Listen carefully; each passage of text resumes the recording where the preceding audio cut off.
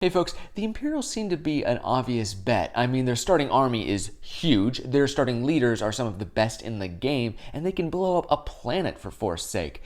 But winning as the Imperials is actually a little bit more complicated than it seems. As the Rebels, you can kind of sit back and play a defensive game, but as the Imperials, you need to hunt the enemy down if you want to win. So, with that in mind, here are my top 5 tips for how to play the Imperial faction in Star Wars Rebellion. This game is long, but it's shorter than it might seem, at least in terms of how many rounds you actually play. Getting your big units on the board early is important because of how long it takes to deploy them. Now, the first 3 rounds are key when it comes to getting out your Star Destroyers and your AT-ATs. So find the planets that produce them, conquer them, make them loyal, and block or fix any sabotages that might happen in your most valuable systems. This will set you up for number 2.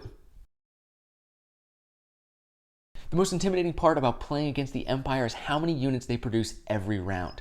Use this to your advantage. If you can get multiple Star Destroyers on the build queue, or maybe your Super Star Destroyer, or even your second Death Star, that's going to get the Rebel players sweating.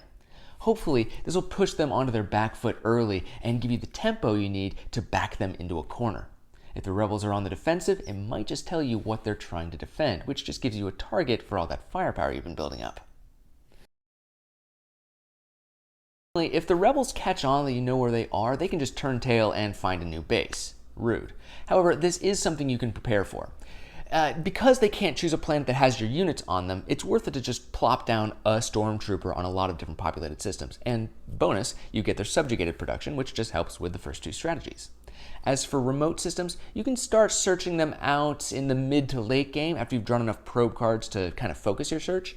But it's also worth it to just surround them with ships. That way, if the Rebels do retreat to one of them, they'll already be in immediate danger.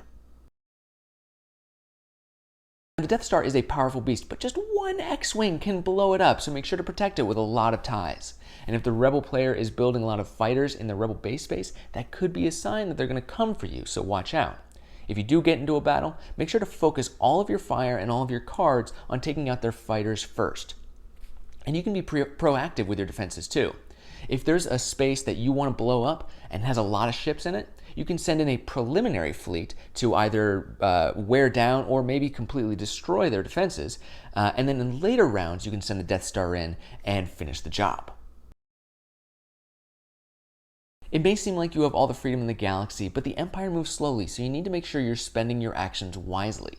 If the Rebels are harassing you with missions, you need to decide whether blocking them from getting what they want is worth not being able to attack them. Sometimes it is. Other times they're just trying to distract you. Now, if they haven't been achieving their objectives, you might have time to block their missions. But if they have, you should probably just ignore them if you can and focus on finding their base and actually winning the game. Those are my top 5 tips for playing as the Imperials. If you've got your own strategy advice, of course, I'd love to hear them in the comments below. And as always, thank you to my rules lawyers who are seeing this video a month early.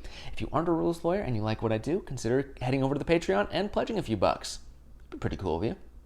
Bye.